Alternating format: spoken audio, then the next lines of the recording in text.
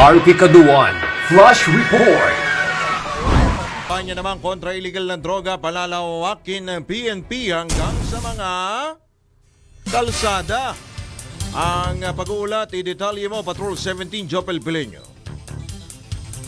Hinimok ng PNP ang publiko na makiisa sa anti-illegal drug campaign sa pamamagitan ng pagiging mapagmatsyag at agarang pag-uulat sa mga otoridad ng mga illegal na aktibidad ukol dito. Ginawa ng PNP ang pahayag kasunod ng hakbang na mapalawak ang saklaw at mapalalim ang operasyon kontra illegal na droga sa bansa. Sa talaan ng pambansang pulisya, pumapalo sa higit 2 kilo ng shabu at 23 gramo ng marijuana na may street value na 14 million pesos ang nasabat ng mga otoridad mula sa 664 na anti-illegal drugs operation na isinagawa sa iba't ibang lugar sa bansa sa loob ng 2 linggo mula May 4 hanggang May 17, 2025. Nasa 588 naman na individual ang naaresto na pawang sangkot sa illegal na droga. Giit ni PNP Chief Police General Romel Francisco Marbil na mananatiling pangunahing prioridad ng kanilang hanay ang paglaban sa illegal na droga na agresibo aniyang ipatutupad ng mga otoridad hanggang sa mga lansangan.